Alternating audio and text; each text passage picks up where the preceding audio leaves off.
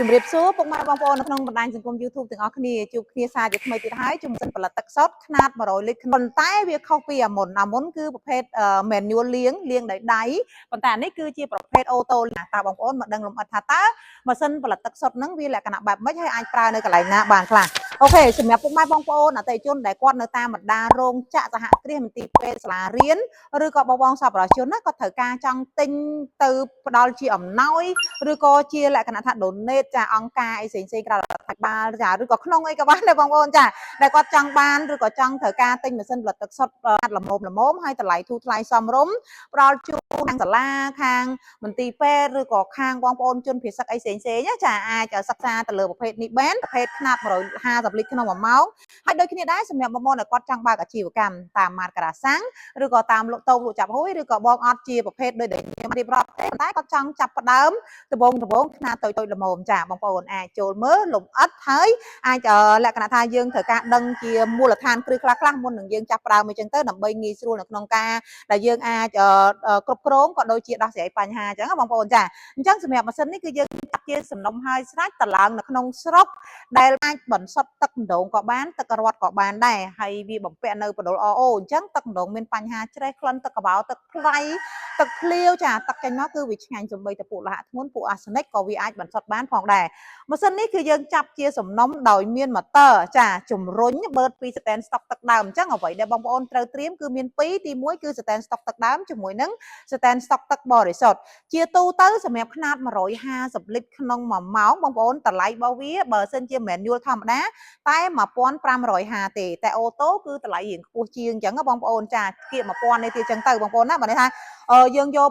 1550បូកជាមួយនឹងគៀក1000ទៀតណាបងប្អូនចាអញ្ចឹងបងនឹងឃើញតម្លៃហ្នឹងហើយនិយាយរួមទៅគឺ2000រៀងខ្ពស់ដែរសម្រាប់ប្រភេទនេះចាពេលដែលបងប្អូនត្រៀម stand ហើយគឺយើងបឺតចេញពីម៉ូទ័រចូលធុងចម្រោះស្មាច់3ធុងចម្រោះនេះតម្រងខាងក្នុងគឺយើងរៀបចំទៅតាមប្រភេទទឹកក៏ដូចជាបញ្ហាទឹកដើមរបស់អតិថិជនជាក់ស្ដែងឧទាហរណ៍ថាបងប្រើទឹករត់ឬក៏ទឹកម្ដងដែលរៀងថ្លាចាកបោអញ្ចឹងបងប្អូនទី1ជាទូទៅគេប្រើអិនត្រាសាយដកកកដីកំតិចកំទីចាកកធំហើយទី2គឺកាបោនខ្ជូងសកម្មដកក្លិនក្លអកនិចដែលមាននៅក្នុងទឹកហើយជួយការពារតម្រងបន្តហ្នឹងឲ្យប្រើបានយូរហើយទី3គឺជារេស៊ីនបន្ទន់ទឹកបងប្អូនចាតែពិតរេស៊ីននៅខាងនេះបងប្អូនចូលខាងនោះណាបងប្អូនណាចាអត់ជាបញ្ហាទេព្រោះពេលដែលបងប្អូនជាវទៅខាងយើងមានការរៀបចំតាមស្តង់ដារហើយនឹងមាន trend បងប្អូនបើបងប្អូនអញ្ជើញមកផ្ទាល់គឺរឹតតែល្អដើម្បីឲ្យខាងក្រុមការងារសេលបច្ចេកទេសគាត់អាចមានឱកាសពង្រៀនបងប្អូនលម្អិតចាពីលក្ខណៈបច្ចេកទេសទូទៅការតឡើងការថែទាំអីផ្សេងតែបើសិនជាបងអត់បានអញ្ជើញទេបងរវល់បងនៅខេត្តឆ្ងាយបងក៏អាចចាលក្ខណៈថាតំណែងមួយក្រុមការងារ support តាមអនឡាញបានចាមុននឹងបងទិញក៏យើង support ជាលក្ខណៈក្រោយបច្ចេកទេសក្រោយដែលទិញហើយក៏យើងនៅតែ support ដែរអូខេចុះសាច់រឿងយើងអញ្ចឹងតាក់ទងនឹងធុងទី3គឺជាទូទៅគេប្រើគេហៅថា softener filter ឬក៏ resin ដែលតួនាទីដកនៅពពួកកបោហាត់នៃយ៉ុងកាល់ស្យូមម៉ាញ៉េស្យូមដែលមាននៅក្នុងទឹកចាហើយជាទូទៅបងប្អូនដឹងទេធុងស្មាច់ឬក៏ធុងអ៊ីណុកធុងអីក៏បានដែរឲ្យតែយើងយកមកដាក់ច្រោះទឹកដៃកូនអេប៉ុកស៊ី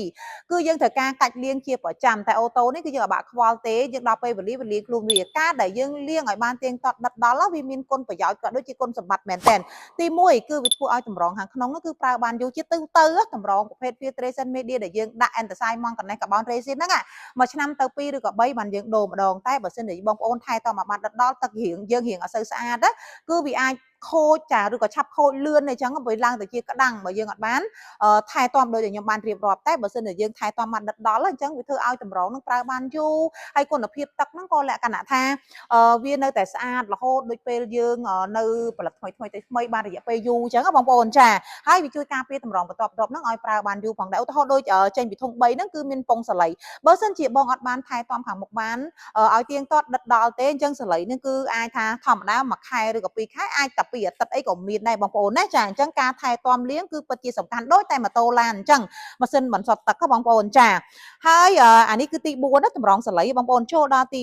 ចុង5នៅមាន UV មួយទៀតណាគឺ ARO River Osmosis ARO យើងប្រើ ARO 400 GPD ចំនួន3ដើមយើងគណនាទៅជាលីត្រ1ម៉ោងគឺផលិតបានរហូតដល់ 150 លីត្រណាបងប្អូនមកល្មមបុគ្គលិក100 200នាក់300នាក់ក៏បានដែរបងប្អូនគ្រាន់តែថាចំនួនម៉ោងនៃការផលិតវាអាចរៀងច្រើនជាងមុនអញ្ចឹងបងប្អូនចាចេញពី AO លក្ខណៈពិសេសរបស់វាមួយទៀតណាបងប្អូនដឹងទេ AO គឺរុនច្រប់របស់វាមួយលើ1មុតដូចខ្ញុំជម្រាបជូនខាងដំបូងវីដេអូអញ្ចឹងគឺវាបន្សុទ្ធសំបីតែពួកលោហៈធ្ងន់ heavy metal ពួក arsenic ចាគឺវាបន្សុទ្ធបានភាគរយធំជាង95ទៅ99%សំបីតែពួកមេរោគបាក់តេរីក៏វាអាចចាបន្សុទ្ធបានហើយចុងក្រោយគឺយើងមាន UV មួយទៀតណាបងប្អូននៅក្នុងកញ្ចប់តម្លៃ 2000 ខ្ពស់ចាដូចខ្ញុំជម្រាបជូនគឺមាន UV សម្រាប់សម្រាប់ចុងក្រោយនៅពពួកបាក់តេរីដែលមាននៅក្នុងទឹកធ្វើឲ្យទឹកដែលចេញមកគឺសុវត្ថិភាពនៅក្នុងការញ៉ាំទទួលទាននៅក្នុងនោះក៏យើងមានជាទូ control ដែលយើងចាប់ទៅឡើងនៅក្នុងស្រុកប៉ុន្តែស្តង់ដារគឺវាខ្ពស់ណាបងប្អូនចាមិនមែនគ្រាន់តែមានតែកុងតាក់ហើយគ្រាន់តែបើកបិទទេអត់ទេណាបងប្អូនណាគឺបជាចាបជាលក្ខណៈថាទឹកនៅក្នុងសតែនពេលដែលវាស្រកពេលដែលវាពេញអីហ្នឹងគឺឲ្យអូតូបិទតែម្ដងដែលបងប្អូនគ្រាន់តែកណិតជាមួយប៉ោលមាន flow មានគេហៅថា pressure gauge នាឡិកាសម្ពាធអីផ្សេងៗបងប្អូនវីដេអូក្នុង YouTube នេះខ្ញុំរៀងបញ្ជាក់បន្តិចបើសិនជាករណីដែលបងប្អូនជាវនៅក្នុងឱកាស Mid Year Sale ខែមិថុនាឆ្នាំ2026ខ្ញុំត្រូវតែបញ្ជាក់ព្រោះវីដេអូនេះអាចបងប្អូនខ្ញុំអត់លុបទេគឺបងប្អូនអាចឃើញនៅពេលក្រោយក៏អាចស្ដាប់ជាបច្ចេកទេសចឹងទៅអញ្ចឹងគឺខ្ញុំមានការថែមជូនឧបករណ៍តេស្តនេះចំនួន1គេហៅថា 5 in 1 water analyzer ដែលបងប្អូនអាចតេស្តបានរហូតដល់5ប៉ារ៉ាម៉ែត្រមាន pH conductivity EC ចា salinity ផ្សេងៗទៀតណាបងប្អូនងាយស្រួលប្រើហើយគឺបងប្អូនអាចដឹងទឹកភ្លាមចាបន្ទាប់ពីចូលបានន័យថាទឹកដែលចូលហ្នឹងគុណភាពទឹកវាបែបម៉េចជាពិសេសគឺគ្រាប់ទឹកតែម្ដងដោយសារបងប្រើប្រភេទ AO ហើយទឹកដែលចេញមកហ្នឹងគុណភាពទឹករបស់វាគឺបែបម៉េចធ្វើឲ្យបងប្អូនដឹងជាទៀងទាត់តែម្ដងចាហើយយើងមានការថែមសាលី